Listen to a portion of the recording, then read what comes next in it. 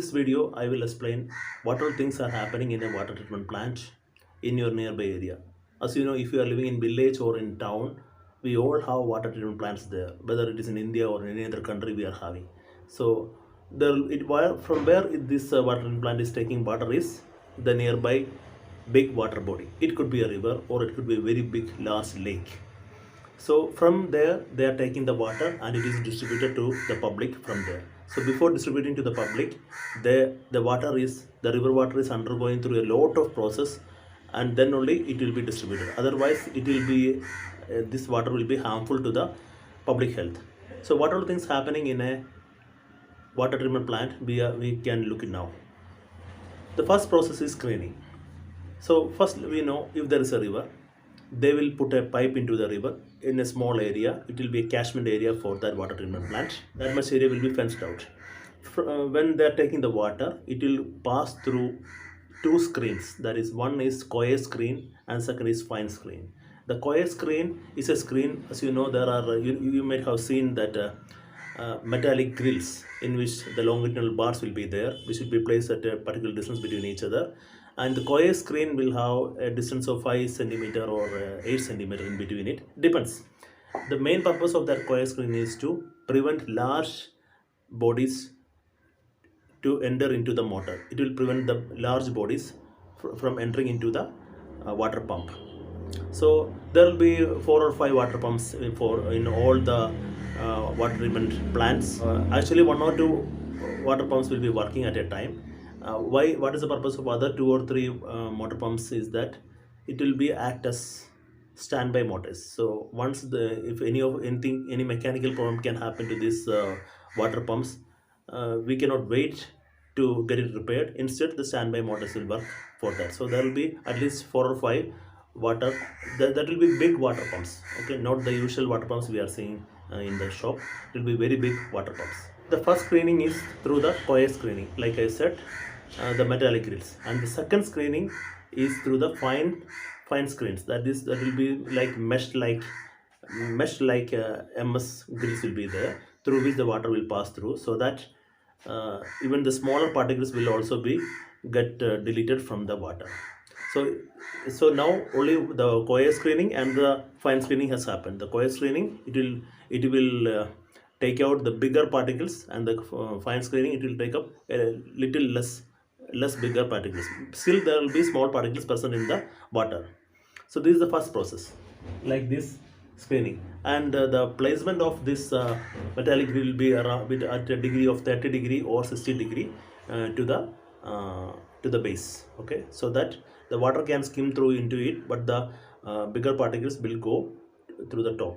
It will not go into it, but it can be taken out from the top, like that.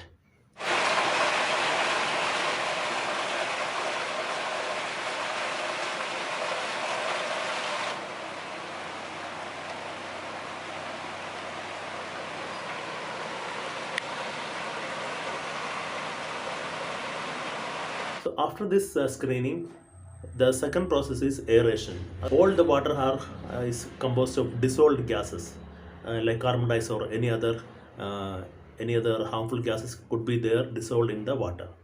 But we also know that water is having oxygen also is dissolved in it.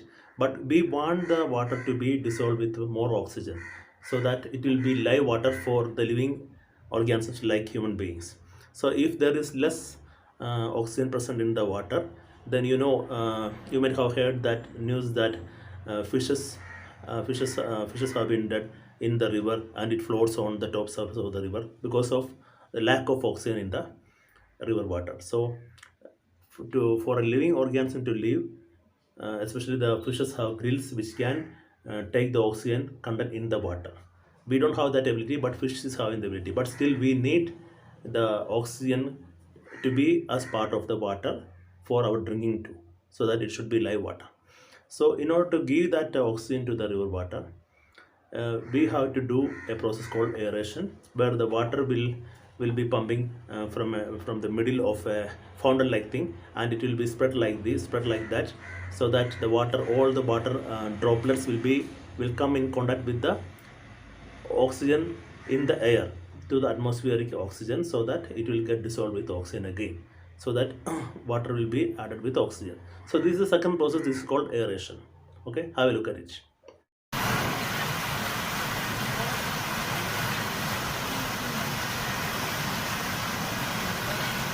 Then comes the third process, which is called plain sedimentation. If you take a water which is filled with impure water, okay, then if you place it for some time in a table, after some time, maybe after half an hour, you can see that the main components or the main impurities, the bigger impurities, will settle down. Eventually it will settle down, and the water above will be comparatively clearer than the water at the base. This is the straight process of plain sedimentation. This is actually what happening in the sedimentation tank in the water plant too. Sedimentation is called, it will be primary sedimentation tank. In most cases, some of the cases, this water treatment plant have primary sedimentation tank, which is also called clarifier. Clarifier means the tank which clarifies, which clears out the water in it. So there also the same process is happening. They are placing the water there, still water, and the impurities will come down after some time. So this is the plain sedimentation. This is a section of a clarifier or a sedimentation tank. Here you can see the water is coming through the inlet, which is in the middle of this tank. It comes through the middle of that tank, and it flows out from the top. Okay, and when it flows out and when it gets filled, it is still, actually the water is still.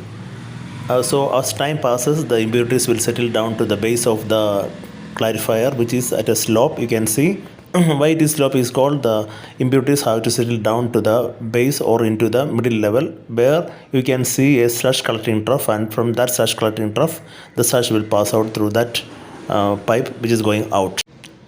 Also you can see there are two troughs on top of the tank on left side and right side, which is called decanting trough for outflow.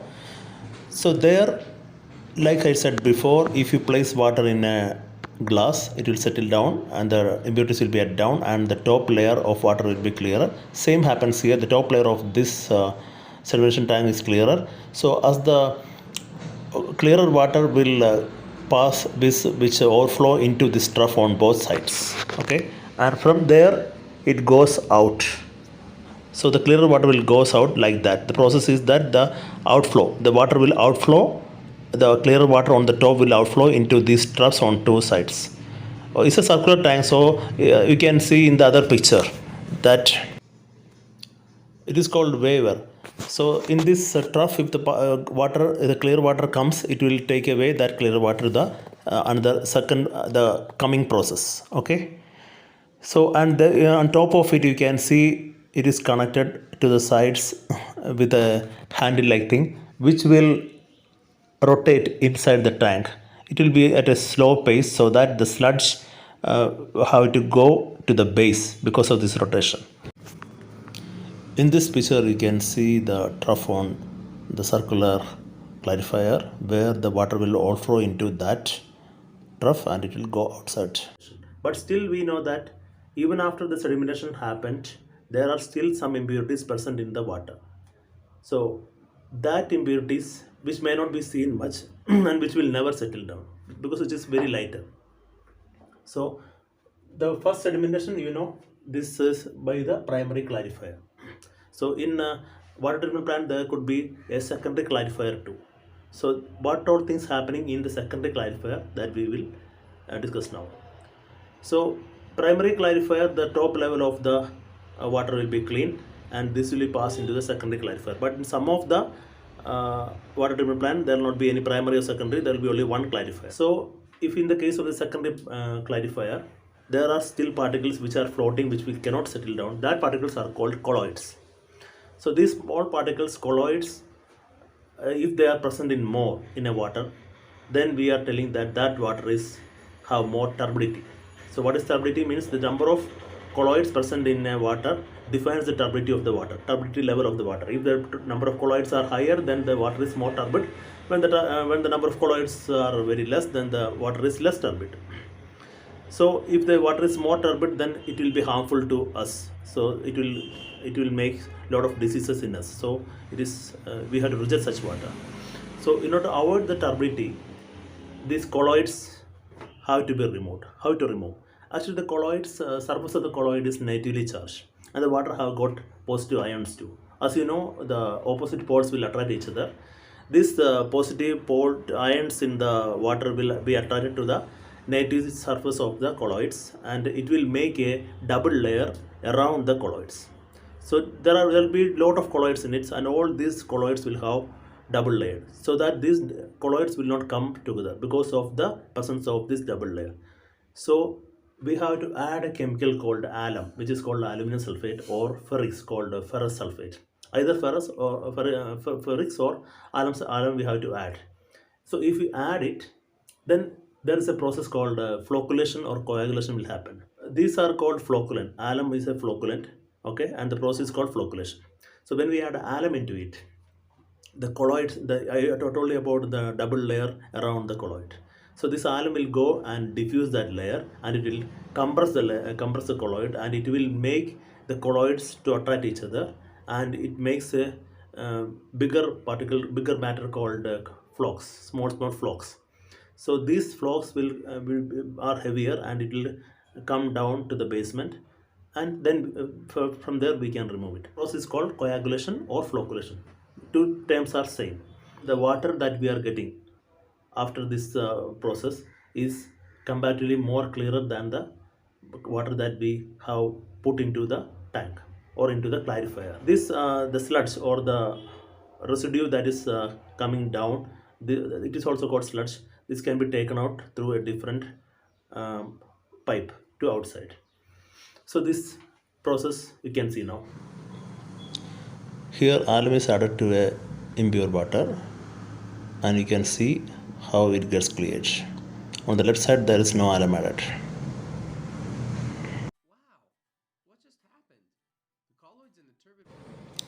This is colloid with a negative charge surface, and it is attracted by the positive ions in the water. And when we add the alum, it will diffuse and compress the colloid, and it will make the colloid attract to each other like this, and it will settle down as flocks. The next process will start. Still there are even small particles present in the water even after flocculation. By the way, I will say that in Singapore, if you go to Singapore, you will get a lot of water in bottles for drinking. You know from where this water is coming? It is from the sewage water that the Singapore is having. That means in the drainage, they are taking that drainage water and doing flocculation. All this process they are doing, and then they are bottled it and to sell it to you for drinking purpose. But this is 100% safe, and there is no problem in it, because this is a process by which we can take pure water from impure water. So you can believe that water. Filtration, why we have to do the filtration after flocculation? Still there are small particles or small particles present in the water which can change the odor, smell, taste of this water, which are still present in the water. So we have to remove that too. For that, the water which is coming from the clarifier tank have to pass through a sand bed, or it is undergoing a sand bed filtration. The sand bed consisting of first layer is a fine sand, and then second is a coarse sand, and it will be in a tank, and on the top there will be outlet by which the water will be coming into the sand bed. So the water will go to first through the fine aggregate and then the coarse aggregate, and at the base there will be an outlet to next process. Okay, so when the water is passing through this sand bed, even the bacteria, most of the bacteria and its odor, smell or color, everything will be clear. So that is, for that we are doing the sand filtration. Sand filtration, it could be rapid sand filtration or slow sand filtration, but we are actually doing the rapid sand filtration. And as time passes, maybe the filtration rate will be very less, because anyway the impurity will be added.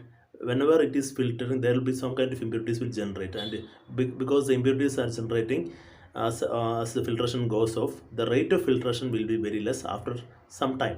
So at that time we need to backwash this sand bed. that process is also there.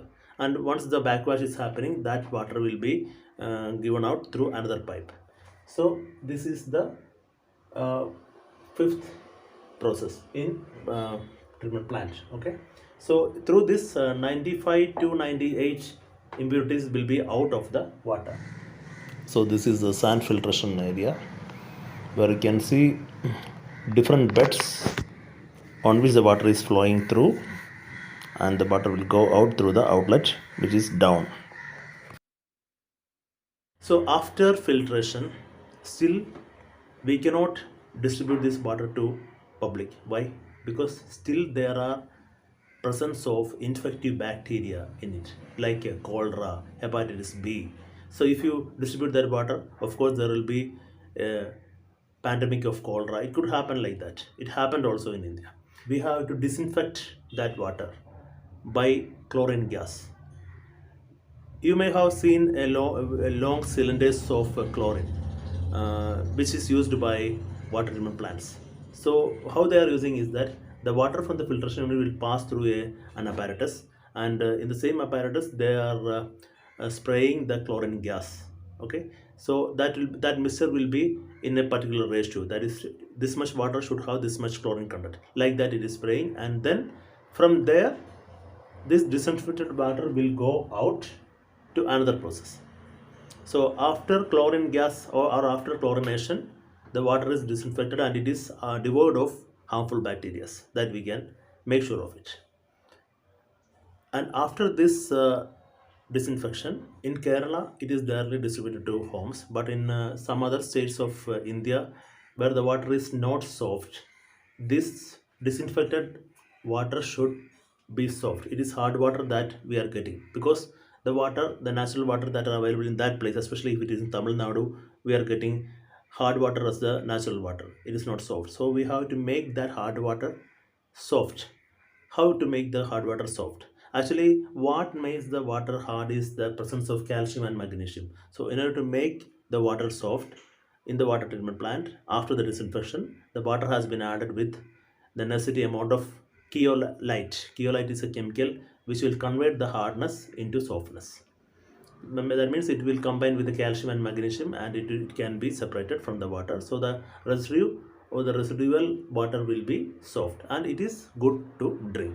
So these are the process which are happening in a water treatment plant. Again, I will tell, the first one is screening. Screening will include fine screening and coarse screening, and then comes the aeration, in which we are adding oxygen to the water, and then the plain sedimentation, just the sedimentation of the impurities to the base to make the water clear. After that, sedimentation with coagulation, in it the colloids will also be separated from the water, so that the water will be more clear. And after that, then comes filtration. In the filtration, in which we are making use of the sand bed, so that most of the impurities, most of the small particles will get away from the water, take it away from the water by filtration in the sand filtration bed. And the water will be devoid of unnecessary odor, color, taste. Okay, and after that, we have to kill the infective bacteria in it by disinfection, with the help of chlorine gas. And again, one more process, which is mainly in the area where we are getting hard water, we have to add keolite into it to make it soft. So these are the process. Just have a look at this. This is the colloid. I told you about the colloid. It means the sedimentation with coagulation. So in this area, the colloid is having the negative charge here, and the water have positive charge. So if you add flocculant or alum or ferrous, this will be together like this, and then we can remove this colloid from the water, so that the water will be more clearer. So I hope today you understand the processes that are happening in a water treatment plant. So I will come with a new video with a new subject. Till then, goodbye. Please subscribe, share and like my channel. Thank you very much.